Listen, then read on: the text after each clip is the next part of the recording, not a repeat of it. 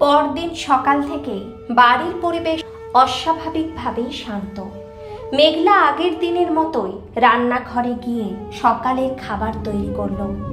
মাধবী দেবী সোফায় বসে খবরের কাগজ পড়ছিলেন আর ঋত্বিক মোবাইলে চোখ রেখে চা খাচ্ছিল।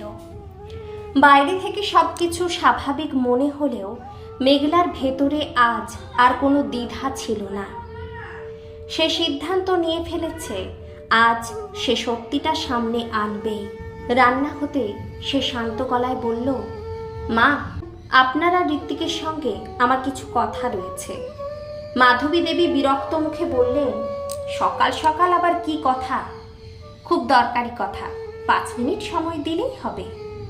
তিনজন ড্রয়িং রুমে বসল। মেঘলা নিজের ব্যাগ থেকে মোবাইলটা বের করে একটি ছবি খুলে ঋত্বিকের সামনে ধরল। ছবিটা দেখেই ঋত্বিকের মুখের রং ফ্যাকাশে হয়ে গেল। মাধবী দেবী অবাক হয়ে বললেন, ওটা কি? মেঘলা শান্ত গলায় বলল, এটা 3 বছর আগের একটি মেডিকেল রিপোর্ট। রোগীর নাম ঋত্বিক চ্যাটার্জি।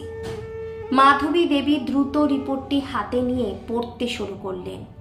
কয়েক মুহূর্তের মধ্যে তার হাত কাঁপতে লাগলো। এগুলো কি?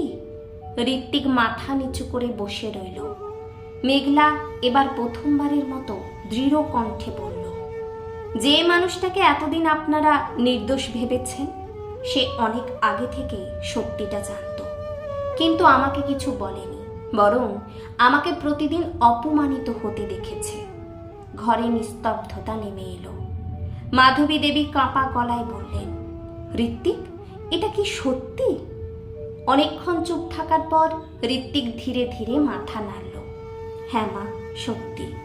তাহলে এতদিন কিছু বললি না কেন? ঋত্বিক চোখ বন্ধ করে বলল, ভয় পেয়েছিলাম। মনে হয়েছিল সবাই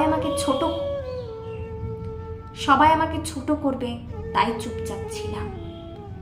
মেঘলার চোখে জল এলো, কিন্তু সে কান্না চেপে থাকলো। তোমার ভয়ের জন্য আমাকে দোষী হতে হয়েছে, আত্মীয় স্বজনের সামনে মাথা নিচু করতে হয়েছে। মা আমাকে কত কথা শুনিয়েছে, তুমি একবারও সত্যিটা বলনি। মাধবী দেবী ধীরে ধীরে সোফায় বসে পড়লেন। তিনি যেন নিজের অতীতের কথাগুলো মনে করতে লাগলেন। অপয়া, অযোগ্য, আমার বংশ শেষ করে দিল, এই কথাগুলো তিনি বলেছিলেন।